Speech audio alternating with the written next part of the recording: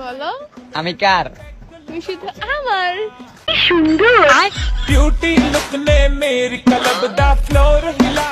তুমি তার তোমরা দুজনে দিছে একাকার, কিন্তু ও দিছে আমরা। এই পৃথিবীতে কোন দুঃখে, কিসের জন্য, কি দুঃখে আসছিলাম? আপনি কেন আইছেন? আপনি আপনি আপনি কিসের জন্য আইছেন এই পৃথিবীতে? তাদের নাটক সিনেমা দেখার জন্য? ও শিট। আমি তারে জড়ায় ধরে জিজ্ঞেস করলাম যে তোমার মনটা এত নরম কে? ভাই আমি চিন্তা করি ওদের কি কোনো আত্মীয় স্বজন নাই নাকি? আত্মীয় স্বজন ছাড়া ওরা রাস্তাঘাটের মধ্যে পয়দা হয়ে গেছে। আই মিন কেউ। সে বললো আচ্ছরা পাগল, এটা মন না। রতানার বাচ্চা চরিত্রহীন। সিরিয়াসলি ভাই এত কথা বলতে ইচ্ছা করতেছে, কিন্তু এত কথা তো কেউ শুনবে না, তাই চুপ করে গেলাম। আপনারাই বলবেন হার্ট কোথায় থেকে, যে হার্টটার কারণে এখন পর্যন্ত বেঁচে আছিস সেটা নিয়েও ঠাট্টা মস্করা করতে এক পাও পিছু বইতেছে না।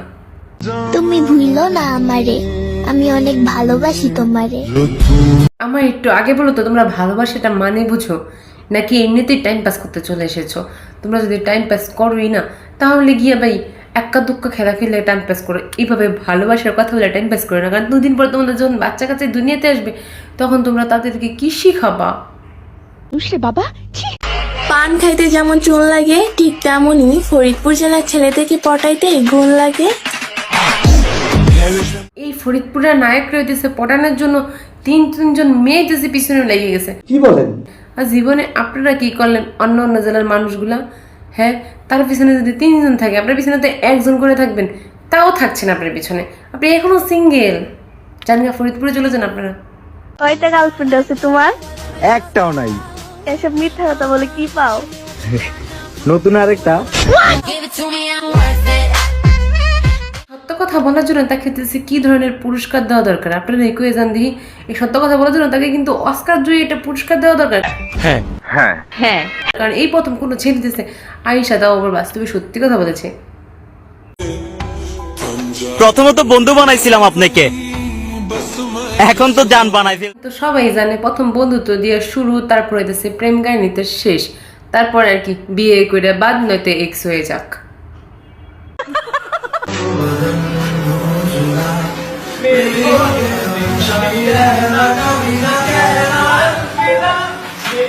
ভাই এই নিব্বা নিব্বিকে প্রেম কাহিনী দেখলে মনে হয় দেওয়ালটা তুমি ভেঙে যাও, আমি এই সাইড দিয়ে পালাই যাই। পালাই গিয়েও কোনো লাভ নাই, বাহিরে হইতেছে দেখতে পাবো পাবো। আগের ঈদে তুমি ছিলে না, তাই আগের ঈদে ছিলাম সারাদিন ঘুমাইয়া। তো এবার ঈদে তুমি আসো, তাই মনে হইতাছে এই ঈদটা শুধুই আমার। গতবার আপনার ছোট ভাই হইতেছে ঈদের মধ্যে সিঙ্গেল ছিল, এইবার আপনার ছোট ভাই মিঙ্গেল হয়ে গেছে, আর আপনি এইবারও সিঙ্গেলও, সামনের বারও সিঙ্গেলই থাকবেন, তারপরেও সিঙ্গেলই থাকবেন। এইটা কি কোনো কথা? কারণ আপনার কপালে নেই আপনার কোনো গার্লফ্রেন্ড।